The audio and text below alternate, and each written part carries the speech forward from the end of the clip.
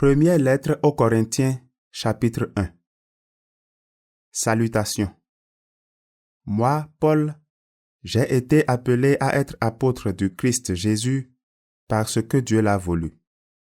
Avec Sostène, notre frère, j'écris à l'Église de Dieu qui est à Corinthe, à ceux qui appartiennent à Dieu par le Christ Jésus.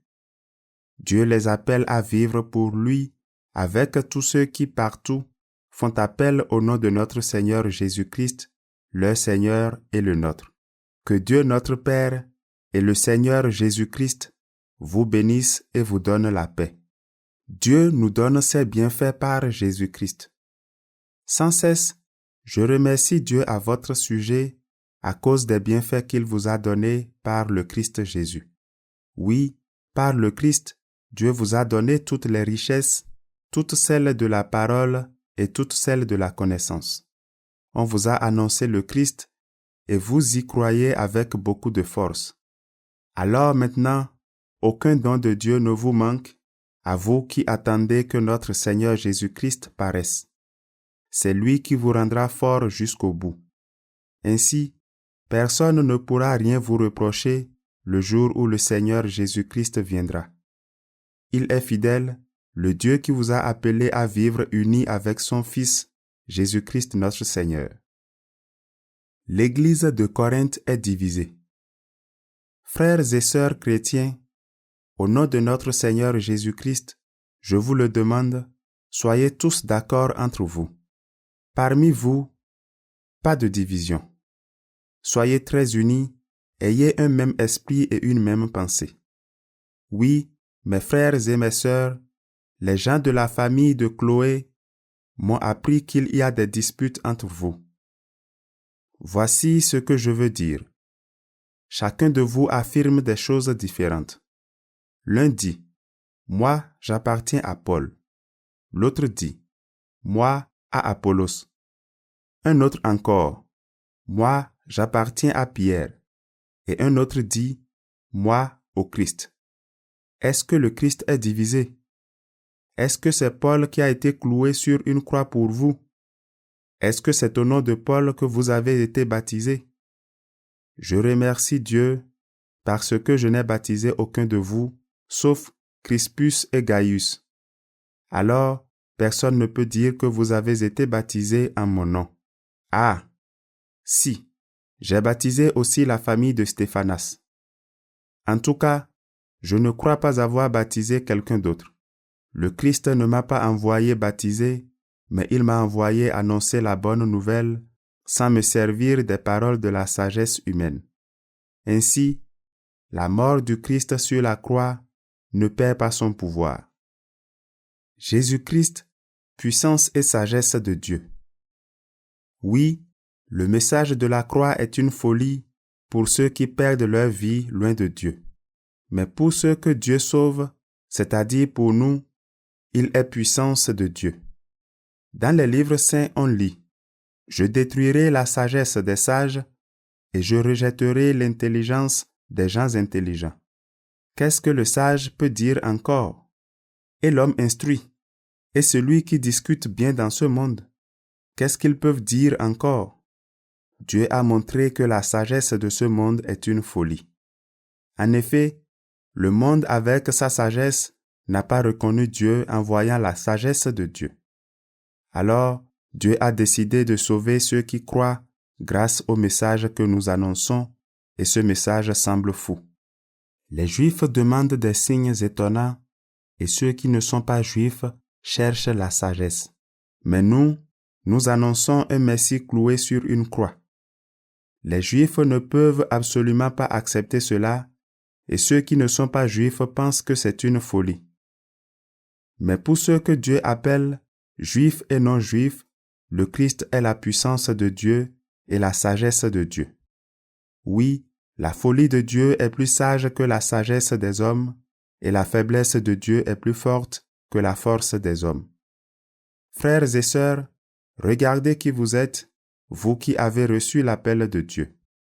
Parmi vous, il n'y a pas beaucoup de sages du point de vue humain, pas beaucoup de gens puissants, pas beaucoup de gens importants. Mais pour couvrir de honte les sages, Dieu a choisi ce qui semble fou dans le monde. Pour couvrir de honte ce qui est fort, Dieu a choisi ce qui est faible dans le monde. Pour détruire ce qui est important, Dieu a choisi ce qui est petit dans le monde. Il a choisi ce qu'on méprise, ce qui n'est rien du tout.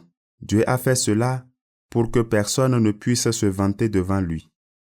C'est lui qui vous a unis au Christ Jésus, et le Christ est devenu pour nous la sagesse qui vient de Dieu. Par lui, Dieu nous rend justes, il nous choisit pour lui et il nous libère du péché. Alors, comme les livres saints le disent, si quelqu'un veut se vanter, qu'il se vante à cause du Seigneur. Première lettre aux Corinthiens, chapitre 2. Paul a annoncé le Christ cloué sur une croix. Moi-même, frères et sœurs chrétiens, je suis venu chez vous pour vous annoncer le projet caché de Dieu. Mais je ne l'ai pas fait avec des paroles compliquées, ni avec des connaissances extraordinaires. En effet, au milieu de vous, je n'ai rien voulu savoir, sinon Jésus-Christ et Jésus-Christ cloué sur une croix. Moi-même, devant vous, j'ai été faible, j'avais peur, je tremblais. Ma parole et mon enseignement n'avaient rien à voir avec les discours convaincants de la sagesse humaine. Mais c'est la puissance de l'Esprit Saint qui apparaissait clairement dans ce que je disais. Ainsi, votre foi ne peut pas s'appuyer sur la sagesse humaine, mais sur la puissance de Dieu. La sagesse de Dieu. Pourtant, c'est bien une sagesse que nous enseignons aux chrétiens adultes dans la foi. Mais cette sagesse n'est pas la sagesse de ce monde. Ce n'est pas la sagesse des puissances mauvaises de ce monde qui seront détruites. Nous enseignons la sagesse mystérieuse de Dieu qui était restée cachée. Mais avant que le monde existe, Dieu avait préparé cette sagesse pour nous donner de la gloire. Aucune puissance mauvaise de ce monde n'a connu cette sagesse. Si ces puissances l'avaient connue, elles n'auraient pas fait clouer sur une croix le Seigneur plein de gloire. En effet, les livres saints disent, « Il y a des choses que les yeux ne voient pas. Les oreilles ne les entendent pas, les êtres humains n'y ont jamais pensé. » Eh bien, ces choses-là, Dieu les a préparées en faveur de ceux qui ont de l'amour pour lui. Et c'est à nous que Dieu les a fait connaître par l'Esprit Saint. En effet, l'Esprit Saint connaît tout, même les secrets les plus profonds de Dieu. Les secrets d'une personne humaine, qui les connaît? Personne, sauf l'esprit humain qui est en elle. De même, les secrets de Dieu, qui les connaît? Personne, sauf l'Esprit de Dieu. Nous n'avons pas reçu l'Esprit du monde, nous avons reçu l'Esprit qui vient de Dieu. Alors, nous pouvons reconnaître les dons que Dieu nous a faits. Nous ne parlons pas de ces dons avec les mots que la sagesse humaine enseigne, nous en parlons avec les mots que l'Esprit de Dieu nous enseigne. Ainsi, nous expliquons les choses de l'Esprit de Dieu avec les mots qui viennent de cet Esprit. Celui qui pense seulement de manière humaine n'accepte pas ce qui vient de l'Esprit de Dieu. Pour lui, c'est une folie et il ne peut pas comprendre cela. Oui, c'est seulement l'Esprit Saint qui permet de bien juger ces choses. Et celui qui a l'Esprit Saint peut juger de tout, mais lui, personne ne peut le juger. Les livres saints disent, « Qui connaît la pensée du Seigneur? Qui peut lui donner des conseils? » Eh bien, nous avons la pensée du Christ.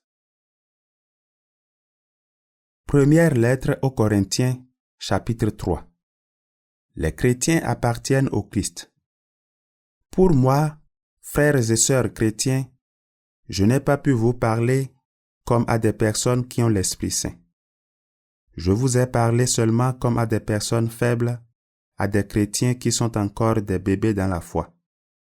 Je vous ai donné du lait à boire et non une nourriture solide, parce que vous ne pouviez pas la supporter. Même maintenant, vous ne pouvez toujours pas la supporter parce que vous êtes encore faible.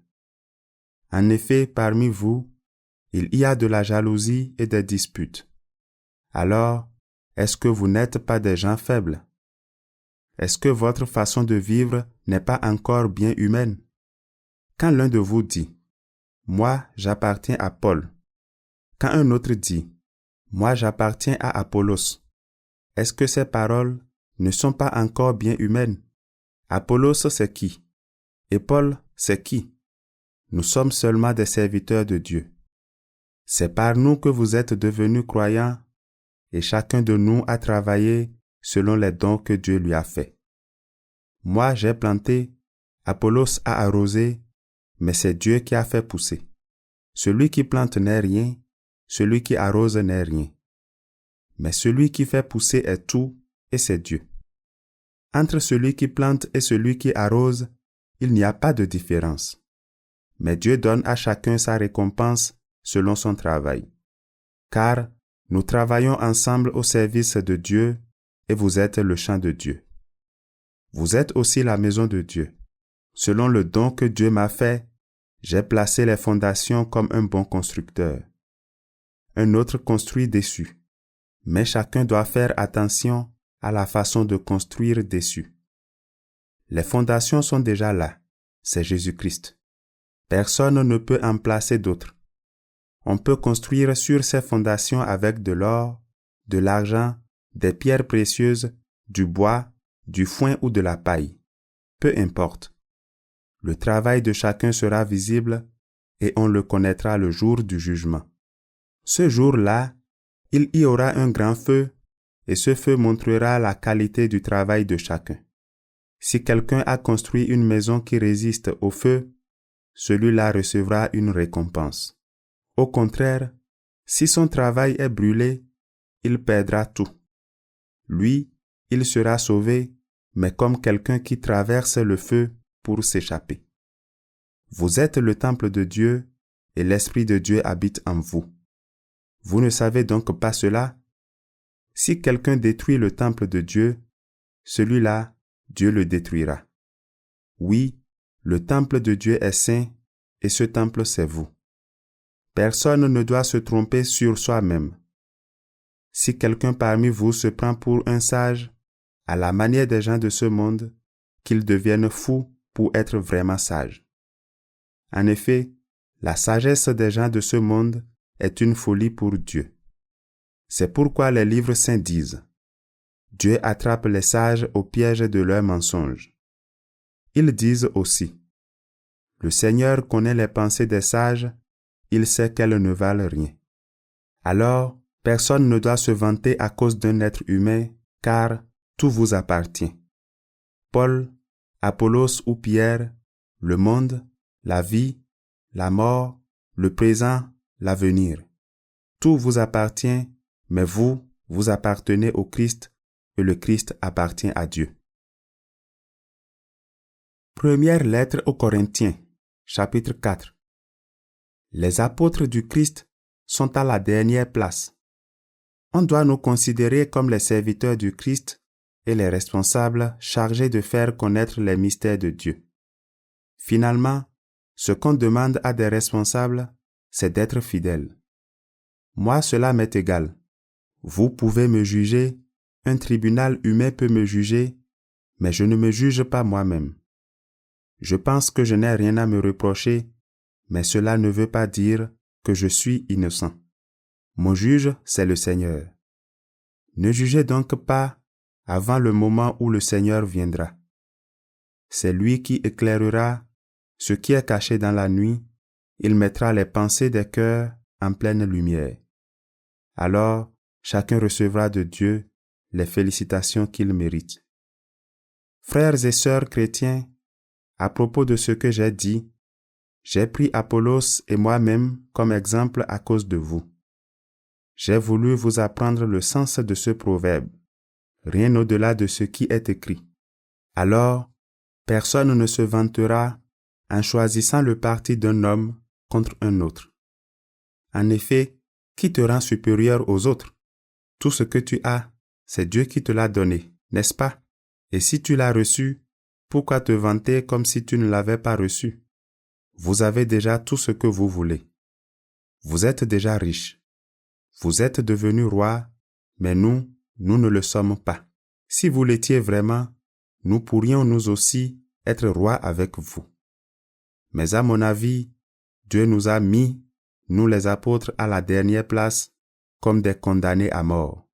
Oui, nous sommes devenus comme un spectacle pour le monde entier, pour les anges et pour les hommes. Nous sommes fous à cause du Christ, mais vous êtes des chrétiens sages. Nous sommes faibles, mais vous êtes forts. On vous respecte beaucoup, mais nous, on nous méprise. Jusqu'à maintenant encore, nous avons faim, nous avons soif, nous n'avons pas de vêtements.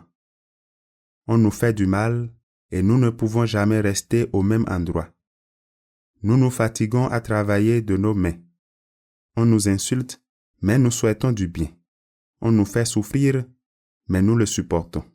On dit du mal de nous, mais nous encourageons les autres. Jusqu'à maintenant, pour les gens, nous sommes comme les ordures du monde, comme des choses sales que tous rejettent. Paul parle à ses enfants très aimés. Je ne vous écris pas cela pour vous faire honte. Mais vous êtes mes enfants très aimés, alors je veux vous avertir. En effet, même si 10 000 personnes vous apprennent à vivre avec le Christ, vous n'avez pas plusieurs pères. C'est moi qui vous ai donné la vie, celle du Christ Jésus, en vous annonçant la bonne nouvelle. Donc, je vous le demande avec force. Suivez mon exemple. Et pour cela, je vous envoie Timothée, mon fils très aimé et fidèle dans le Seigneur. Il vous rappellera les règles qui me guident dans ma vie avec le Christ. C'est cela que j'enseigne partout, dans toutes les églises. Certains ont pensé que je n'allais pas revenir chez vous, et ils se sont vantés de cela. Mais si le Seigneur le veut, j'irai bientôt chez vous, et je m'intéresserai non pas aux paroles de ces orgueilleux, mais à ce qu'ils sont capables de faire. Car le royaume de Dieu, ce n'est pas une affaire de parole, mais de puissance. Qu'est-ce que vous voulez? Que je vienne chez vous avec un fouet ou bien avec un cœur plein d'amour et de douceur? Première lettre aux Corinthiens, chapitre 5. À Corinthe, des chrétiens se conduisent mal. On entend dire partout que chez vous, certains ont une vie immorale. Et leur façon de vivre est si mauvaise qu'on ne la trouve même pas chez ceux qui ne connaissent pas Dieu. Il paraît que l'un de vous a pris la femme de son père, et vous vous gonflez d'orgueil. Vous devriez plutôt être plein de tristesse. Vous devriez chasser de votre communauté l'homme qui vit de cette façon. Moi, je suis loin de vous, mais je suis près de vous en esprit. Eh bien, j'ai déjà jugé l'homme qui a fait cela comme si j'étais parmi vous. Réunissez-vous au nom du Seigneur Jésus, je serai avec vous en esprit. Et avec la puissance de notre Seigneur Jésus, livrez cet homme à Satan. Son corps sera détruit, mais par là, lui-même pourra être sauvé le jour où le Seigneur viendra. Vous avez bien tort d'être plein d'orgueil. Un peu de levain fait lever toute la pâte. Vous ne savez donc pas cela? Enlevez le vieux levain du péché pour devenir pur. Alors, vous serez comme une pâte nouvelle et sans levain, ce que vous êtes déjà. En effet, le Christ a été offert en sacrifice comme notre agneau de Pâques. Fêtons donc la Pâque avec du pain sans levain, avec un cœur pur et sincère. Ne mangeons pas le pain fait avec du vieux levain, le levain des mauvaises actions et du mal. Dans une autre lettre, je vous ai écrit: n'ayez pas de contact avec les gens qui ont une vie immorale. Je ne voulais pas parler de tous ceux qui, dans ce monde, ont une vie immorale. Je ne parlais pas non plus de tous les voleurs, de tous les avares ou de tous ceux qui adorent les faux dieux. Dans ce cas, vous devriez sortir du monde. Non, je vous ai écrit: n'ayez pas de contact avec celui qui porte le nom de chrétien et qui a une vie immorale. Je parlais du chrétien qui est voleur ou qui adore les faux dieux ou qui insulte les autres. Je parlais de celui qui boit trop ou qui aime l'argent. Ne mangez même pas avec cet homme-là. Est-ce que c'est à moi de juger ceux qui ne sont pas chrétiens? Ceux-là, c'est Dieu qui les jugera. Vous devez juger ceux de votre communauté. Les livres saints le disent. Chassez l'homme mauvais du milieu de vous. Première lettre aux Corinthiens, chapitre 6. Les procès entre chrétiens. Quand vous avez une querelle entre vous, vous faites juger l'affaire par des juges qui ne connaissent pas Dieu et non par des gens qui appartiennent à Dieu. Comment osez-vous faire cela? Ceux qui appartiennent à Dieu jugeront le monde. Vous ne savez donc pas cela? Et si c'est vous qui devez juger le monde, est-ce que vous n'êtes pas capable de juger les affaires peu importantes? C'est nous qui jugerons les anges. Vous ne savez donc pas cela? Alors, nous pouvons bien juger les affaires de cette vie. Pourtant, quand vous avez des procès pour des affaires de ce genre, vous prenez comme juges des gens que l'Église compte pour rien. Je le dis, et c'est une honte pour vous. Il n'y a donc parmi vous aucune personne sage capable de servir d'arbitre entre un chrétien et un autre. Mais un chrétien est en procès contre un autre, et cela devant des juges qui ne croient pas au Christ. En tout cas, pour vous, c'est déjà un échec d'avoir des procès entre vous. Pourquoi est-ce que vous ne préférez pas supporter l'injustice? Pourquoi est-ce que vous ne laissez pas plutôt les autres voler ce qui est à vous? Au contraire, c'est vous qui êtes injuste, c'est vous qui volez les autres. Et ces autres sont vos frères et sœurs chrétiens. Ceux qui font le mal n'auront pas de place dans le royaume de Dieu. Vous ne savez donc pas cela? Attention, comprenez bien ceci. Ceux qui ont une vie immorale, ceux qui adorent les faux dieux, ceux qui sont adultères, les hommes qui couchent avec des jeunes gens, les voleurs, les avares, ceux qui boivent trop, ceux qui insultent les autres, les bandits, ces gens-là n'auront pas de place dans le royaume de Dieu. Voilà ce que certains parmi vous étaient autrefois. Mais notre Dieu vous a lavé du péché. Il vous a choisi pour lui. Il vous a rendu juste au nom du Seigneur Jésus-Christ et par l'Esprit Saint. Le corps est le temple de l'Esprit Saint. Certains disent, « Tout m'est permis. » Oui, mais tout n'est pas bon pour vous. Tout m'est permis, c'est vrai, mais je ne veux pas être esclave de quelque chose. Vous dites aussi, « La nourriture est pour le ventre et le ventre est pour la nourriture. » Oui, mais Dieu détruira la nourriture et le ventre. D'autre part, on ne peut pas faire n'importe quoi avec son corps. Le corps est pour le Seigneur et le Seigneur est pour le corps. Dieu a réveillé de la mort le Seigneur et nous aussi, il nous réveillera de la mort par sa puissance. Vos corps font partie du corps du Christ. Vous ne savez donc pas cela? Eh bien, est-ce que je vais prendre une partie du corps du Christ pour en faire une partie du corps d'une prostituée? Sûrement pas. Celui qui s'unit à une prostituée devient avec elle un seul corps. Vous ne savez donc pas cela? En effet, les livres saints disent, « Les deux deviendront comme une seule personne. » Mais celui qui s'unit au Seigneur, dans son cœur, devient comme une seule personne avec lui. Évitez à tout prix de faire n'importe quoi avec votre corps. Tous les autres péchés que les gens peuvent commettre sont à l'extérieur du corps. Mais si quelqu'un fait n'importe quoi avec son corps, il fait quelque chose de mal contre son corps. Vous le savez. Votre corps est le temple de l'Esprit Saint.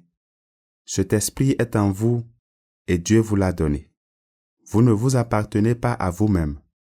Dieu vous a acheté très cher pour vous rendre libre. Alors, rendez gloire à Dieu par votre corps. Première lettre aux Corinthiens, chapitre 7. Paul répond à des questions sur le mariage. Maintenant, je réponds à ce que vous m'avez écrit. Pour un homme, c'est une bonne chose de ne pas avoir de femme. Pourtant, pour éviter une vie immorale, chaque homme doit avoir sa femme, chaque femme doit avoir son mari. L'homme doit faire son devoir de mari envers sa femme, et la femme doit faire son devoir de femme envers son mari. La femme ne peut pas faire ce qu'elle veut de son corps. Son corps est à son mari. Le mari ne peut pas faire ce qu'il veut de son corps. Son corps est à sa femme. Ne refusez pas de vous unir l'un à l'autre. Mais il y a une exception. Si vous voulez mieux prier, mettez-vous d'accord tous les deux pour agir ainsi pendant peu de temps. Ensuite, retournez ensemble, sinon vous risquez de ne plus être maître de votre corps et Satan peut en profiter pour vous tenter. Ce que je dis là, ce n'est pas un ordre, mais une possibilité que je vous accorde. J'aimerais mieux que tout le monde soit comme moi, mais chacun reçoit de Dieu un don particulier. L'un celui-ci, l'autre celui-là. Pourtant, à ceux qui ne sont pas mariés et aux veuves, je dis, si vous restez comme moi, c'est une bonne chose pour vous. Mais si vous ne pouvez pas être maître de votre corps, mariez-vous. Il vaut mieux se marier que brûler de désir. À ceux qui sont mariés, voici ce que je commande. Ou plutôt, ce n'est pas moi, c'est le Seigneur. Le mari ne doit pas renvoyer sa femme et la femme ne doit pas quitter son mari.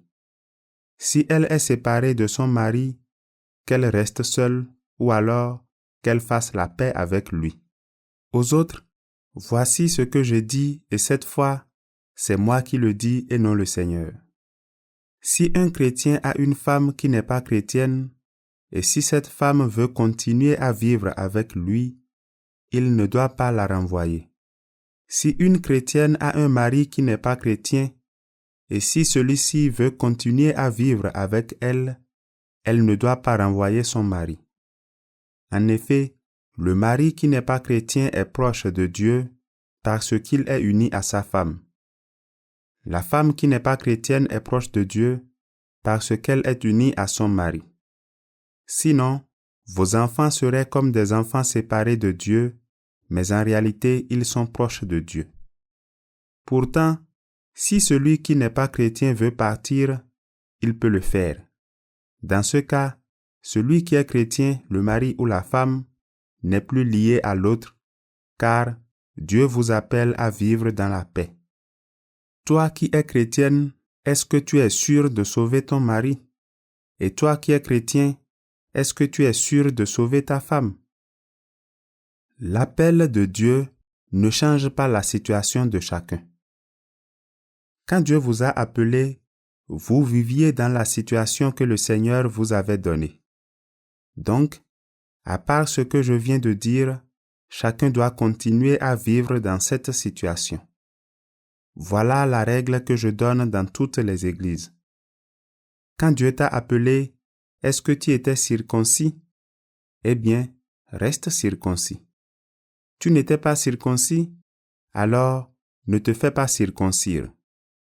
Être circoncis, cela ne signifie rien. Ne pas être circoncis, cela ne signifie rien non plus. Ce qui est important, c'est de faire ce que Dieu commande. Chacun doit rester dans la situation où il était quand Dieu l'a appelé. Quand Dieu t'a appelé, est-ce que tu étais esclave? Ne sois pas inquiet pour cela. Mais si tu peux devenir un homme libre, profites-en. En effet, l'esclave que le Seigneur a appelé est devenu libre. Il appartient au Seigneur. L'homme libre que le Seigneur a appelé est devenu l'esclave du Christ. Dieu vous a acheté très cher pour vous rendre libre. Ne devenez donc pas esclaves des hommes. Frères et sœurs chrétiens, chacun doit rester devant Dieu dans la situation où il était quand Dieu l'a appelé. Le cas de ceux qui ne sont pas mariés. Pour ceux qui ne sont pas mariés, je n'ai pas d'ordre du Seigneur, mais je donne mon avis. C'est l'avis d'un homme digne de confiance parce que le Seigneur a été bon pour lui. Voici ce que je pense. À cause des difficultés actuelles, c'est une bonne chose de ne pas être marié. Oui, il est bon pour chacun de rester comme il est. Est-ce que tu as une femme? Ne cherche pas à la quitter. Tu n'as pas de femme? Ne cherche pas à te marier. Pourtant, si tu te maries, tu ne commets pas de péché. Et si une jeune fille se marie, elle ne commet pas de péché. Mais les gens mariés auront beaucoup à souffrir dans leur vie de tous les jours, et moi je voudrais vous éviter cela. Frères et sœurs chrétiens, je vous le dis, il reste peu de temps. Dès maintenant, ceux qui ont une femme doivent vivre comme s'ils n'en avaient pas. Ceux qui pleurent doivent vivre comme s'ils ne pleuraient pas. Ceux qui sont dans la joie doivent vivre comme s'ils n'étaient pas dans la joie. Ceux qui achètent doivent vivre comme si les choses achetées n'étaient pas à eux. Ceux qui profitent de ce monde doivent vivre comme s'ils n'en profitaient pas. En effet, le monde d'aujourd'hui ne va pas durer toujours. Je voudrais que vous n'ayez pas de soucis. Celui qui n'est pas marié s'occupe des affaires du Seigneur, il cherche à plaire au Seigneur. Mais celui qui est marié s'occupe des affaires du monde, il cherche à plaire à sa femme et ainsi, il est partagé. La femme qui n'est pas mariée ou la jeune fille s'occupe des affaires du Seigneur. Elle cherche à lui appartenir totalement en lui donnant toute leur personne. Mais la femme mariée s'occupe des affaires du monde, elle cherche à plaire à son mari. Je vous dis cela dans votre intérêt et non pour vous tendre un piège.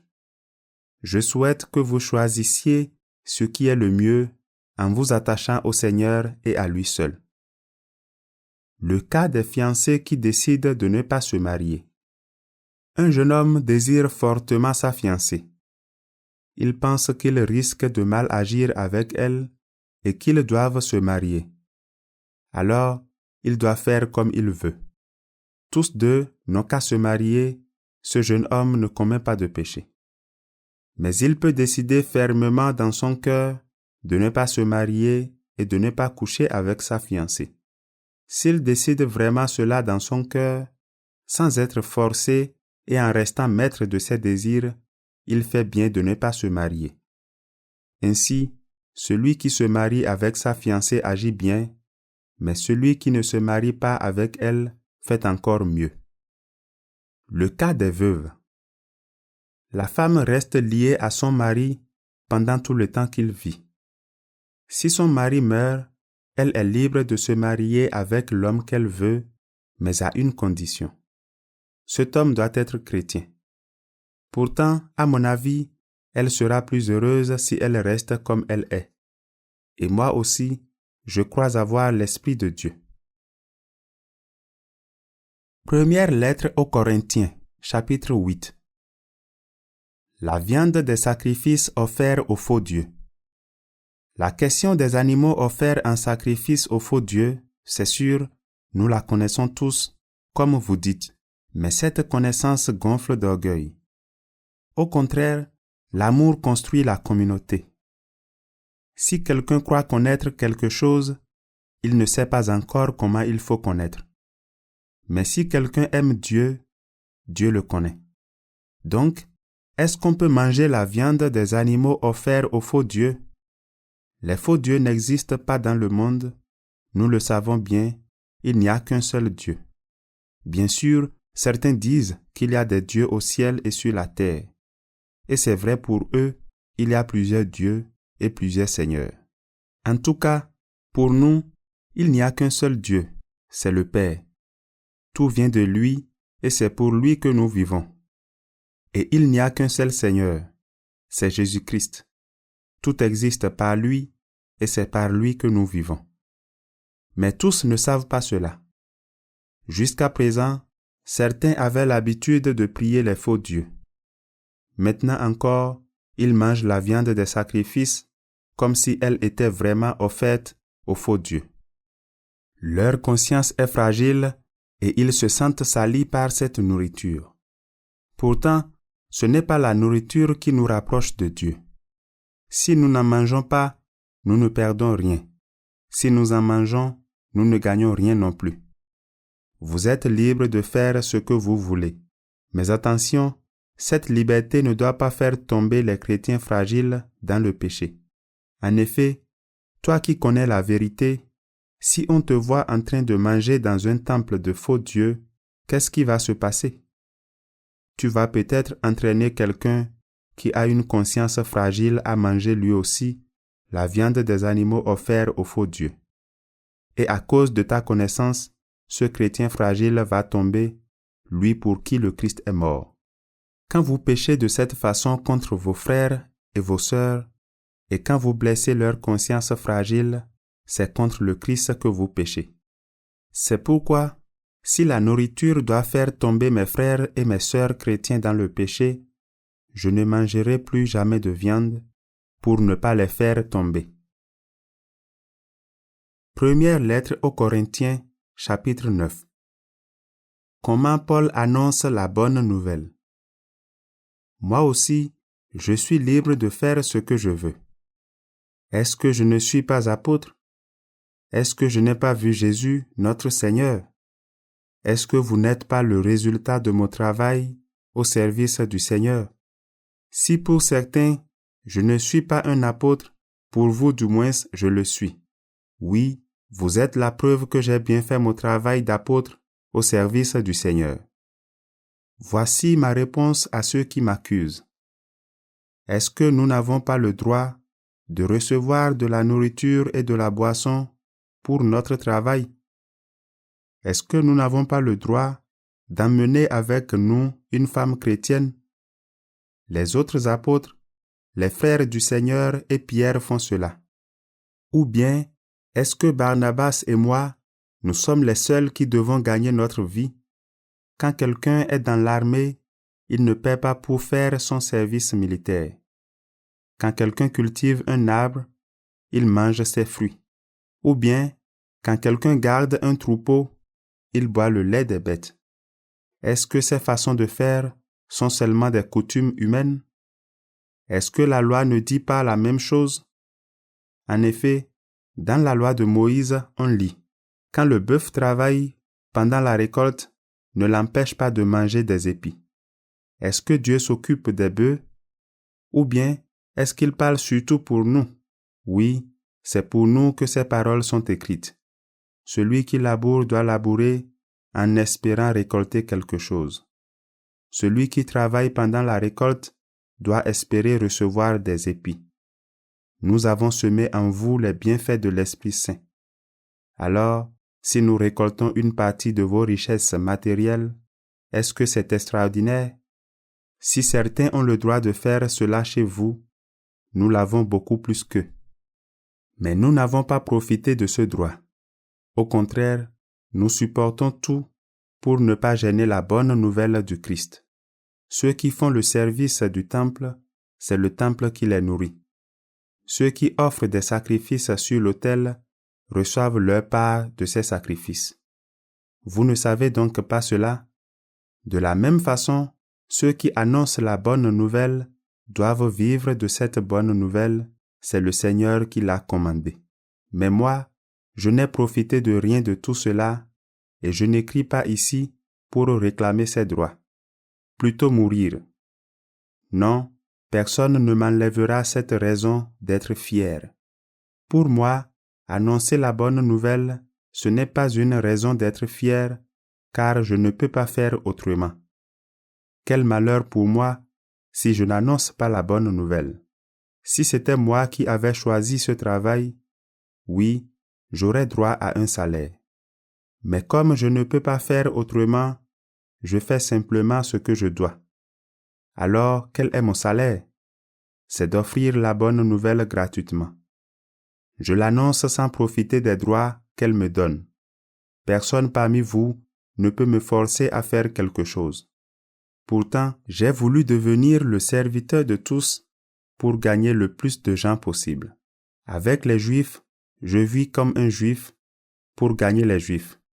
Avec ceux qui obéissent à la loi de Moïse, j'obéis à la loi pour gagner ceux qui lui obéissent. Pourtant, je ne suis pas obligé d'obéir à cette loi. Avec ceux qui ne connaissent pas la loi de Moïse, je vis comme si je n'avais pas cette loi pour gagner ceux qui ne la connaissent pas.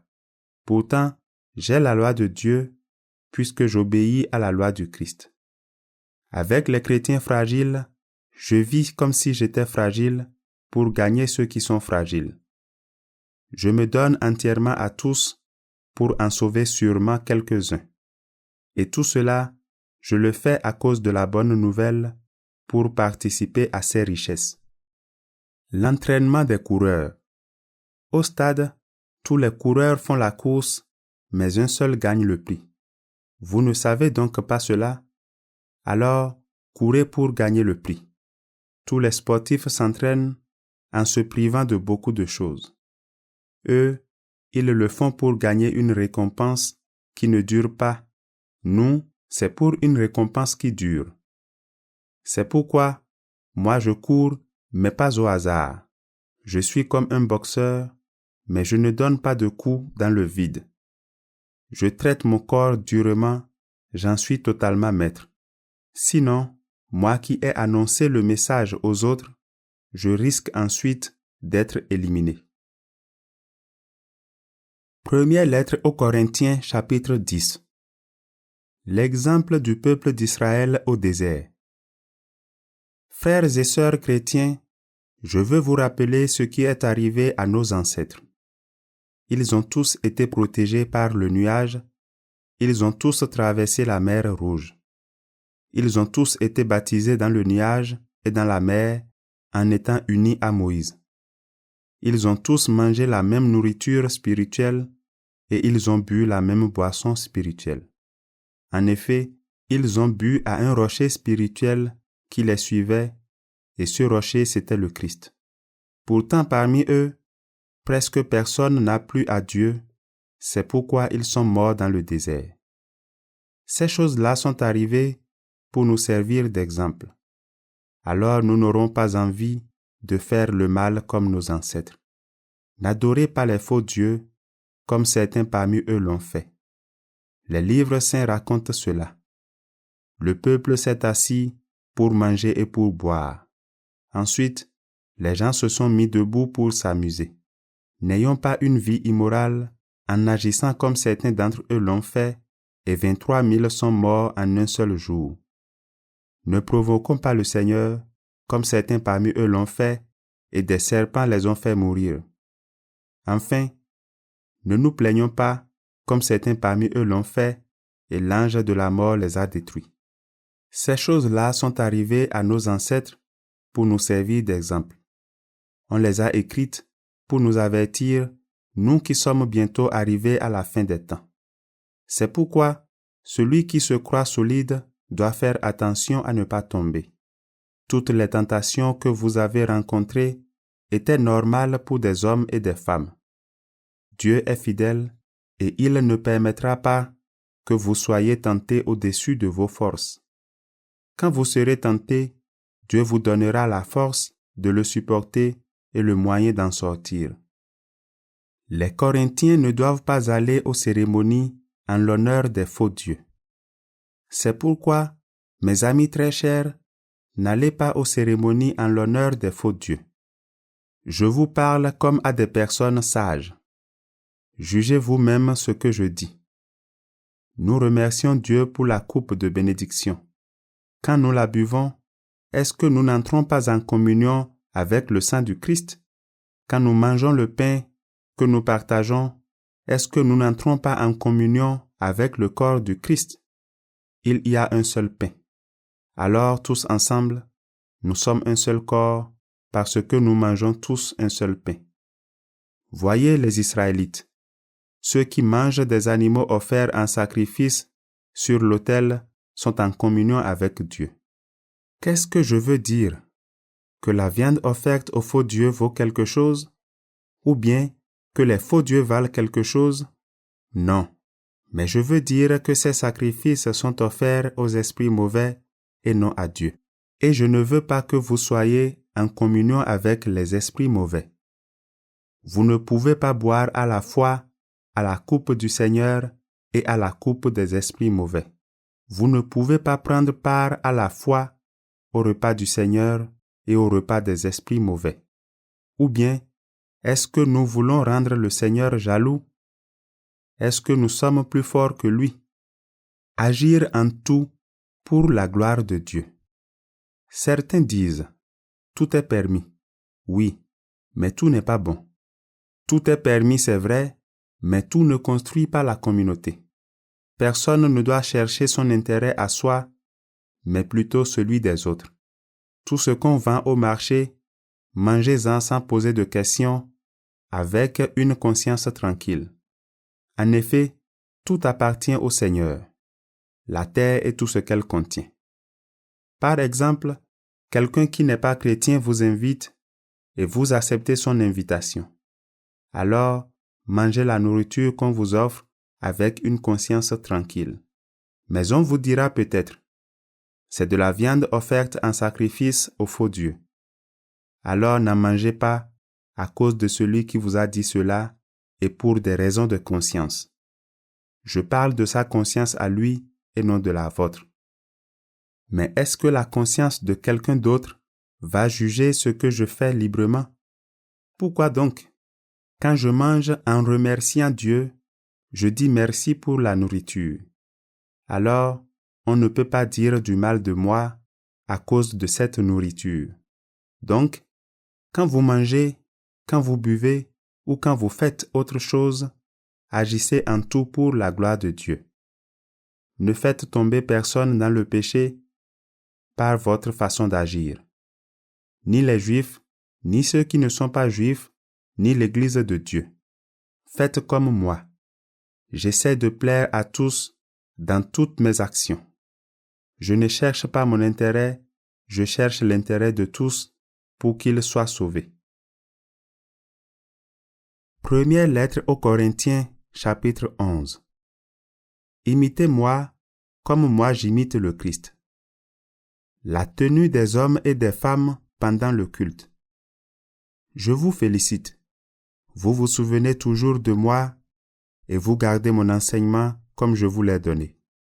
Pourtant, je veux que vous compreniez ceci. Le chef de tout homme, c'est le Christ. Le chef de la femme, c'est l'homme. Le chef du Christ, c'est Dieu. Un homme qui en public prie ou qui parle au nom de Dieu avec la tête couverte ne respecte pas son chef. Une femme qui en public prie ou qui parle au nom de Dieu sans avoir la tête couverte ne respecte pas son chef. C'est exactement comme si elle avait la tête rasée. Si une femme ne se couvre pas la tête, alors qu'elle se fasse raser la tête. Mais si c'est une honte pour une femme d'avoir les cheveux coupés ou rasés, elle doit avoir la tête couverte. L'homme, lui, ne doit pas avoir la tête couverte. Il est l'image et la gloire de Dieu, mais la femme est la gloire de l'homme. En effet, Dieu n'a pas fait l'homme à partir du corps de la femme, mais il a fait la femme à partir du corps de l'homme. Et Dieu n'a pas créé l'homme pour la femme, il a créé la femme pour l'homme. C'est pourquoi, à cause des anges, la femme doit avoir la tête couverte. Cela montre son autorité. Pourtant, devant le Seigneur, la femme ne va pas sans l'homme et l'homme ne va pas sans la femme. En effet, Dieu a fait la femme à partir du corps de l'homme. Mais l'homme vient au monde grâce à la femme et tout vient de Dieu. Jugez vous-même. Quand une femme prie Dieu sans avoir la tête couverte, est-ce que c'est bien? C'est une honte pour l'homme de porter des cheveux longs. La nature vous apprend cela. Mais pour la femme, c'est un honneur car elle a reçu des cheveux longs pour lui servir de voile. Et si quelqu'un veut encore discuter à ce sujet, nous n'avons pas cette habitude et les églises de Dieu non plus. Le repas du Seigneur. Puisque je suis en train de faire des remarques, je n'ai pas à vous féliciter. Vos réunions vous font plus de mal que de bien. Tout d'abord, quand vous vous réunissez en assemblée, il y a des divisions parmi vous. On me l'a dit et je crois que c'est vrai en partie. D'ailleurs, il faut qu'il y ait des divisions parmi vous. Ainsi, on peut voir clairement ceux qui parmi vous sont vraiment fidèles. Donc, quand vous vous réunissez tous ensemble, ce n'est pas le repas du Seigneur que vous prenez. Non, chacun se dépêche de manger son repas à lui, et l'un a faim pendant que l'autre boit trop. Est-ce que vous n'avez pas des maisons pour manger et pour boire? Ou bien, est-ce que vous vous moquez de l'Église de Dieu? Est-ce que vous voulez faire honte à ceux qui n'ont rien? Que vous dire? Est-ce que je vais vous féliciter? Non, sur ce point, je ne vous félicite pas. Voici la tradition que moi, j'ai reçue du Seigneur et que je vous ai fait connaître. La nuit où le Seigneur Jésus a été livré, il a pris du pain. Il a remercié Dieu, puis il a partagé le pain et il a dit, « Ceci est mon corps. Il est pour vous. Faites cela en souvenir de moi. » Après le repas, le Seigneur a pris aussi la coupe de vin et il a dit, « Cette coupe est la nouvelle alliance de Dieu, parce que mon sang est versé pour vous. Toutes les fois que vous en boirez, faites cela en souvenir de moi. En effet, chaque fois que vous mangez ce pain et que vous buvez cette coupe, vous annoncez la mort du Seigneur jusqu'à ce qu'il vienne. C'est pourquoi celui qui mange le pain du Seigneur ou qui boit sa coupe, sans respect, celui-là est coupable envers le corps et le sang du Seigneur. Alors chacun doit bien réfléchir à sa façon de vivre. Ensuite, qu'il mange ce pain et boive cette coupe. Car celui qui mange le pain et qui boit la coupe, sans reconnaître le corps du Seigneur, celui-là se condamne lui-même en mangeant et en buvant. C'est pourquoi parmi vous, il y a beaucoup de malades et de gens sans force, et plusieurs sont morts. Si nous examinions notre conduite, Dieu ne nous jugerait pas. Mais le Seigneur nous juge et nous corrige pour que nous ne soyons pas condamnés avec le monde. Alors, mes frères et mes sœurs, quand vous vous réunissez pour manger, attendez-vous les uns les autres. Si quelqu'un a faim, il doit manger chez lui. Ainsi, quand vous vous réunirez, Dieu ne vous jugera pas. Pour les autres questions, je les réglerai quand je viendrai. Première lettre aux Corinthiens, chapitre 12. Les dons de l'Esprit Saint. Frères et sœurs chrétiens, au sujet des dons de l'Esprit Saint, je ne veux pas que vous restiez ignorants. Autrefois, vous ne connaissiez pas encore Dieu. Vous le savez, vous étiez entraînés vers les faux dieux qui ne parlent pas, vous ne pouviez pas leur résister. C'est pourquoi je veux vous faire savoir une chose. Si quelqu'un parle avec l'aide de l'Esprit de Dieu, il ne peut pas dire « Que Jésus soit maudit ». Et sans l'aide de l'Esprit Saint, personne ne peut dire « Jésus est le Seigneur ». Oui, il y a des dons différents, mais c'est le même Esprit qui les donne. Il y a des façons de servir différentes, mais on sert le même Seigneur. Il y a des activités différentes, mais c'est le même Dieu qui les produit toutes en tous. Chacun reçoit le don de montrer la puissance de l'Esprit Saint, et cela pour le bien de tous.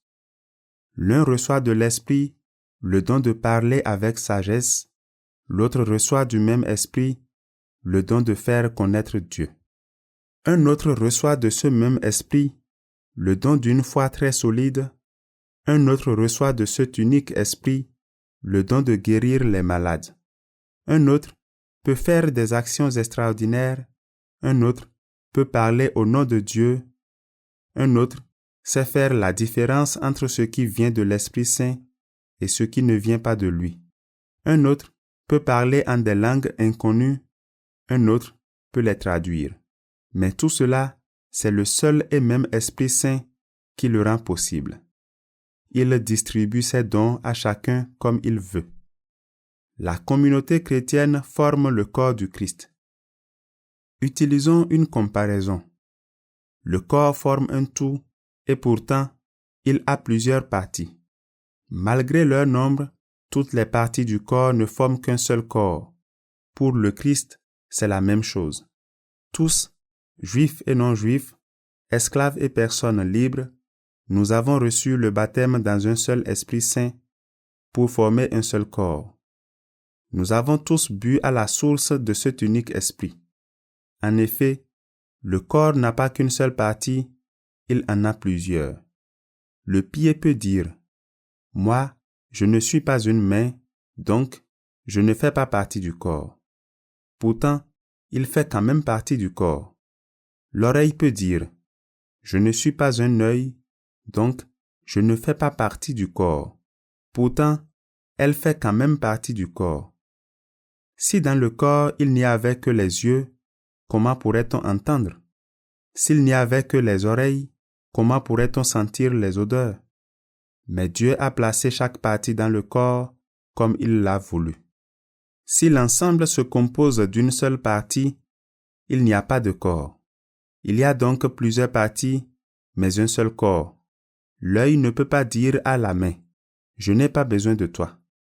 Et la tête ne peut pas dire aux pieds « Je n'ai pas besoin de vous ». Au contraire, même les parties du corps qui semblent les plus faibles sont nécessaires.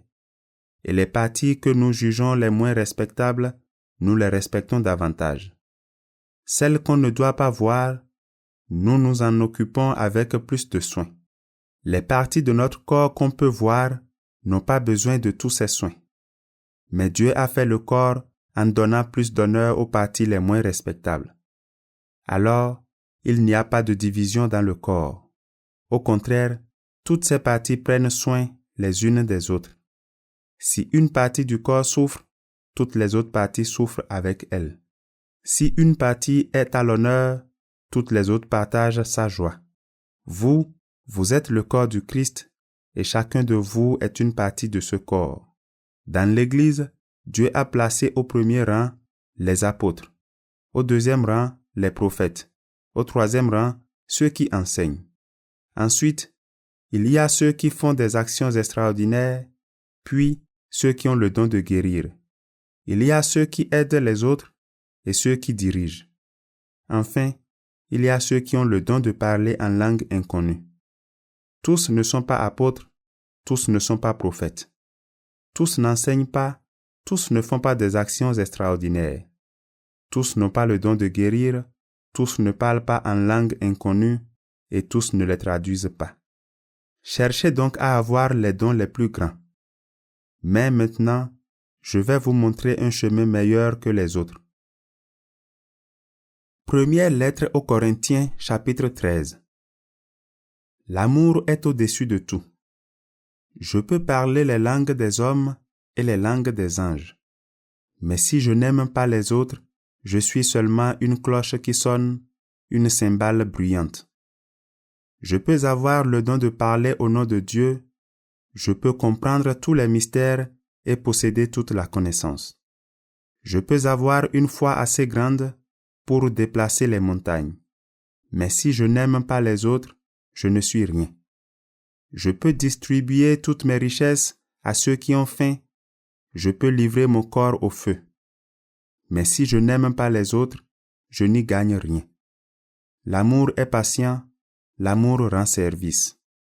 Il n'est pas jaloux, il ne se vante pas, il ne se gonfle pas d'orgueil. L'amour ne fait rien de honteux. Il ne cherche pas son intérêt, il ne se met pas en colère, il ne se souvient pas du mal. Il ne se réjouit pas de l'injustice, mais il se réjouit de la vérité. L'amour excuse tout, il croit tout, il espère tout, il supporte tout. L'amour ne disparaît jamais. Les paroles dites au nom de Dieu s'arrêteront, le don de parler en langue inconnue disparaîtra, la connaissance finira. En effet, nous ne connaissons pas tout, et les paroles dites au nom de Dieu ne sont pas complètes. Mais quand tout deviendra parfait, ce qui n'est pas complet disparaîtra. Quand j'étais enfant, je parlais comme un enfant, je pensais comme un enfant. Maintenant, je suis un homme et je n'agis plus comme un enfant. À présent, nous ne voyons pas les choses clairement, nous les voyons comme dans un miroir, mais plus tard, nous verrons face à face.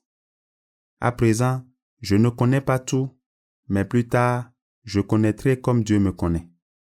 Maintenant, 3 choses sont toujours là: la foi, l'espérance et l'amour.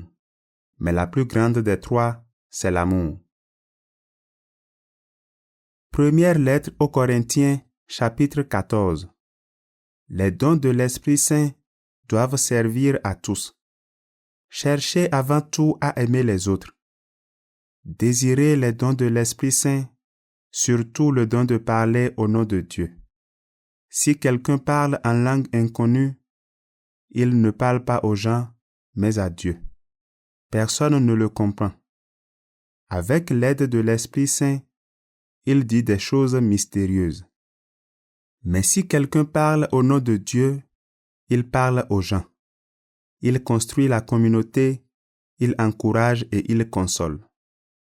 Celui qui parle en langues inconnues ne construit que lui-même.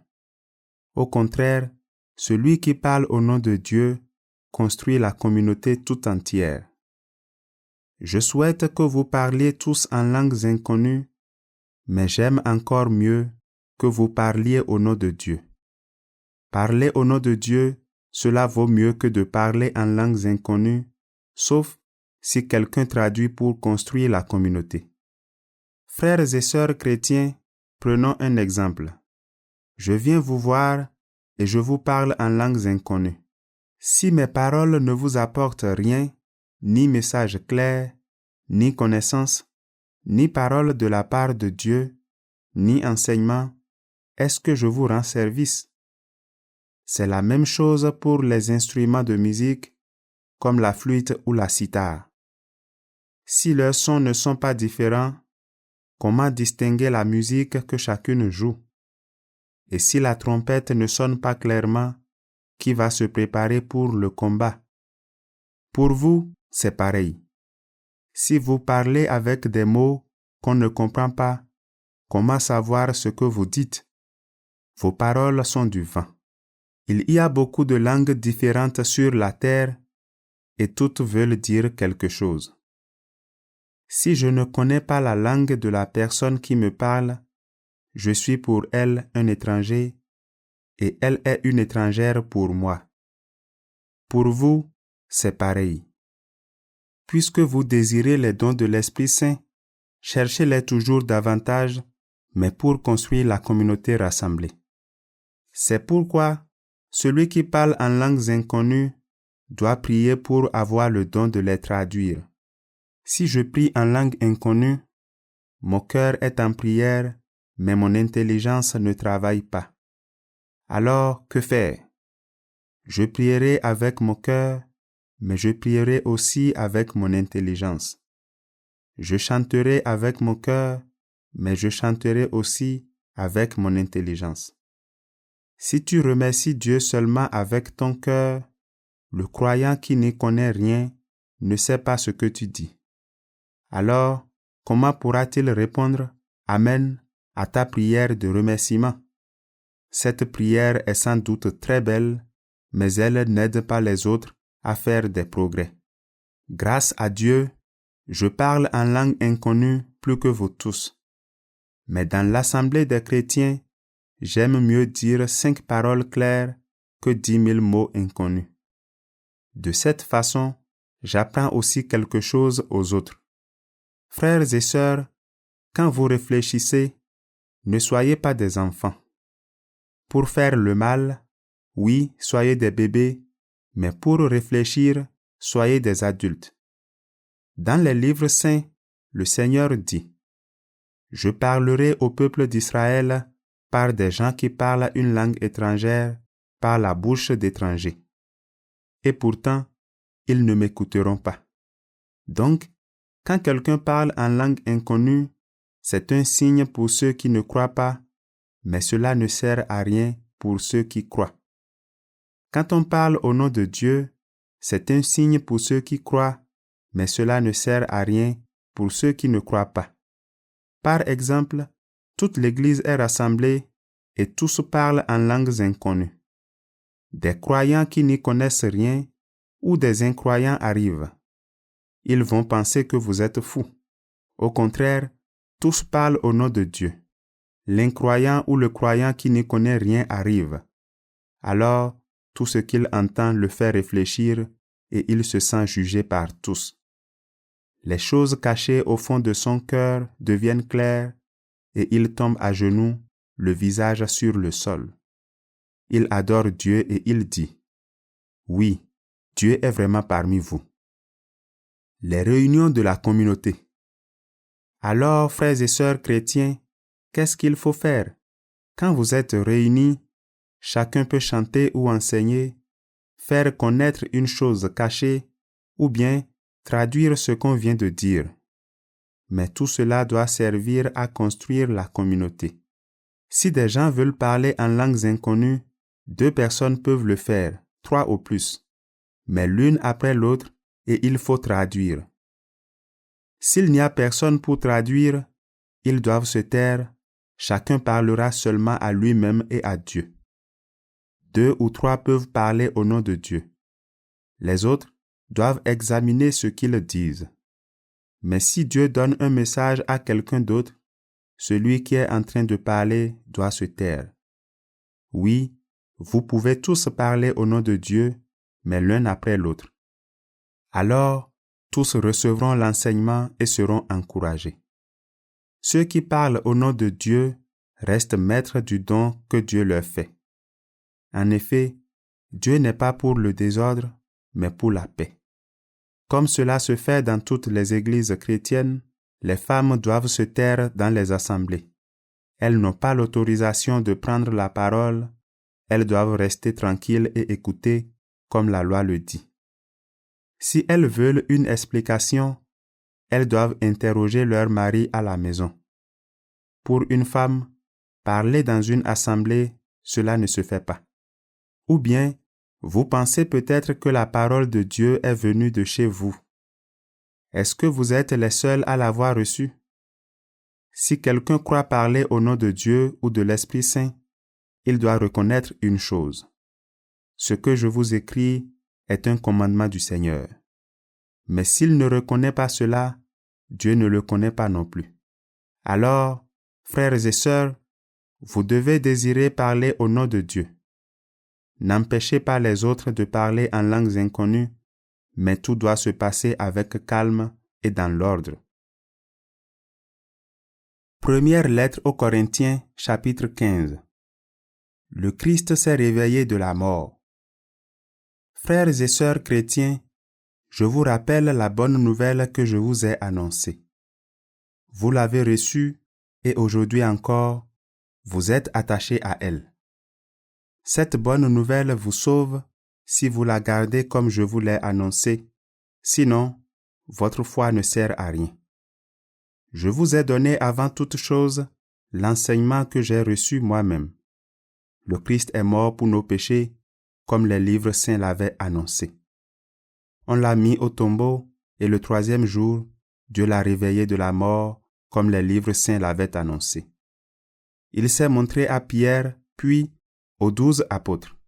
Ensuite, il s'est montré à plus de 500 frères et sœurs à la fois.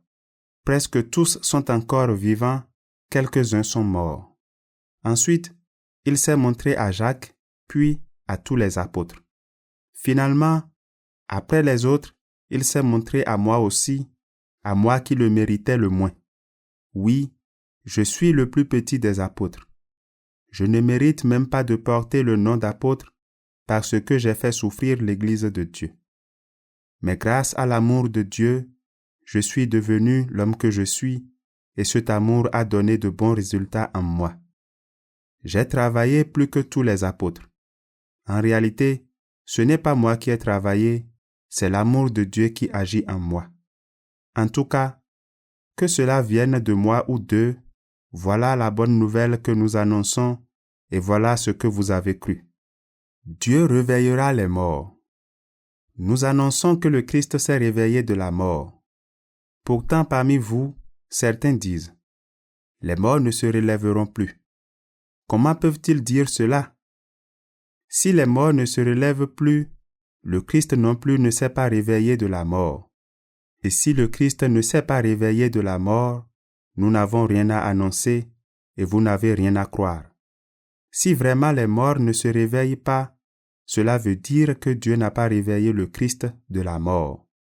Dans ce cas, nous sommes de faux témoins de Dieu. En effet, nous avons été témoins contre Dieu en affirmant qu'il a réveillé le Christ de la mort. Si les morts ne se réveillent pas, le Christ non plus ne s'est pas réveillé de la mort. Et si le Christ ne s'est pas réveillé de la mort, votre foi est vide et vous êtes encore dans vos péchés. Alors, ceux qui sont morts en croyant au Christ sont perdus. Si nous avons mis notre espérance dans le Christ pour cette vie seulement, nous sommes les plus malheureux de tous. Mais en réalité, le Christ s'est réveillé du milieu des morts. Parmi les morts, le Christ s'est réveillé le premier pour que les autres morts se réveillent aussi. C'est par un homme, Adam, que la mort est venue. C'est aussi par un homme, le Christ, que les morts se relèvent. Tous les êtres humains meurent parce qu'ils sont unis à Adam. De même, tous vont recevoir la vie parce qu'ils sont unis au Christ, mais chacun à son rang. Le Christ, le premier, s'est déjà réveillé de la mort. Ensuite, ceux qui sont au Christ se réveilleront quand il viendra. Puis, à la fin, le Christ détruira toutes les forces mauvaises qui ont puissance et autorité sur nous. Alors, il remettra son pouvoir de roi à Dieu le Père. À ce moment-là, Dieu mettra tous ses ennemis sous les pieds du Christ. En attendant, il faut que le Christ ait tout pouvoir. Le dernier ennemi qui sera détruit, c'est la mort. Oui, Dieu a tout mis sous ses pieds. Mais quand le Christ dira « Maintenant, tout est en mon pouvoir », cela voudra dire « tout sauf Dieu ». En effet, c'est Dieu qui donne au Christ le pouvoir sur toute chose. Oui, c'est Dieu qui lui donnera tout pouvoir. Et quand le Fils aura pouvoir sur toute chose, alors lui-même sera sous le pouvoir de Dieu. Ainsi, Dieu sera tout entier en tous. Certains se font baptiser pour les morts. À quoi cela leur sert-il? En tout cas, si les morts ne se réveillent pas, pourquoi ces gens-là se font-ils baptiser à leur place? Et nous, pourquoi est-ce que nous menons sans arrêt une vie dangereuse? Je risque la mort tous les jours. C'est vrai, frères et sœurs, aussi vrai que je suis fier de vous dans le Christ Jésus notre Seigneur. À Éphèse, j'ai lutté contre des gens, de vraies bêtes sauvages. Si c'est seulement pour des raisons humaines, qu'est-ce que j'ai gagné? Si les morts ne se réveillent pas, mangeons et buvons, car demain nous mourrons. Attention, les mauvais amis poussent à faire le mal. Retrouvez votre bon sens, il le faut, et ne péchez pas. Oui, il y en a parmi vous qui ne connaissent pas Dieu. Je dis cela et c'est une honte pour vous. Comment les morts se réveillent-ils? Mais quelqu'un peut demander, comment les morts se réveillent-ils? Quelle sorte de corps vont-ils avoir? Réfléchis donc. Quand tu sèmes une graine, elle doit d'abord mourir avant de devenir une plante vivante. Et qu'est-ce que tu sèmes? Tu ne sèmes pas la plante qui va pousser, tu sèmes seulement une graine, peut-être un grain de blé ou une autre semence. Ensuite, Dieu donne à cette graine le corps qu'il veut et il donne à chaque graine le corps qui est le sien. Aucune chair ne ressemble à une autre. Il y a une différence entre la chair des humains et la chair des animaux, entre la chair des oiseaux et la chair des poissons. Il y a aussi des corps célestes et des corps terrestres. Mais la beauté des corps célestes n'est pas la même que la beauté des corps terrestres. La beauté du soleil n'est pas la beauté de la lune, et leur beauté n'est pas celle des étoiles. Et même, chaque étoile a une beauté différente de celle des autres étoiles. Quand les morts se relèveront, ce sera la même chose. Ce qu'on met dans la terre comme une graine, c'est un corps qui doit pourrir. Mais quand il se réveille de la mort, il ne peut plus pourrir. Ce qu'on met dans la terre, c'est un corps qui ne vaut plus rien. Mais quand il se réveille de la mort, il est plein de gloire. Ce qu'on met dans la terre, c'est un corps faible. Mais quand il se réveille de la mort, il est plein de force. Le corps qu'on met dans la terre comme une graine, c'est un simple corps humain. Mais quand il se réveille de la mort, l'Esprit Saint lui donne la vie. Il y a donc un corps qui est un simple corps humain, mais il y a aussi un corps qui reçoit la vie de l'Esprit Saint. Dans les livres saints, on lit « Adam, le premier homme, c'est un simple être humain qui a reçu la vie. Le dernier Adam est rempli de l'Esprit Saint qui donne la vie. Ce qui vient d'abord, ce n'est pas l'être qui vit par l'Esprit Saint, c'est le simple être humain. L'être qui vit par l'Esprit Saint vient après. Dieu a modelé le premier homme avec de la terre. Cet homme-là vient de la terre, mais le deuxième homme vient du ciel. Ceux qui viennent de la terre sont comme celui que Dieu a modelé avec de la terre. Ceux qui viennent du ciel sont comme celui qui est venu du ciel. Nous avons ressemblé d'abord à l'homme modelé avec de la terre. Plus tard, nous ressemblerons aussi à l'homme qui vient du ciel.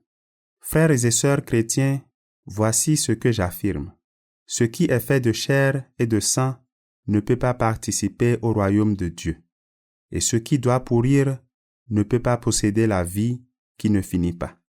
Maintenant, je vais vous dire une chose mystérieuse. Nous ne mourrons pas tous, mais tous, nous serons transformés. Cela se fera très vite, en un clin d'œil, quand la trompette sonnera le dernier jour. Oui, la trompette sonnera. Alors, les morts se réveilleront pour une vie qui ne finit pas, et nous serons transformés. En effet, ce qui pourrit doit recevoir la vie qui ne finit pas, et ce qui meurt doit recevoir la vie qui dure toujours. Quand cela arrivera, ce qui doit pourrir recevra la vie qui ne finit pas, et ce qui doit mourir recevra la vie qui dure toujours. Donc, tout se passera comme les livres saints le disent. Une victoire totale a fait disparaître la mort. Mort, où est ta victoire? Mort, où est ton arme? L'arme de la mort, c'est le péché, et la loi rend le péché plus puissant. Mais remercions Dieu qui nous donne la victoire par notre Seigneur Jésus-Christ. Alors, mes frères et mes sœurs très aimés, soyez forts, soyez solides. Travaillez toujours mieux au service du Seigneur. Vous le savez, en le servant, vous ne travaillez pas pour rien. Première lettre aux Corinthiens, chapitre 16.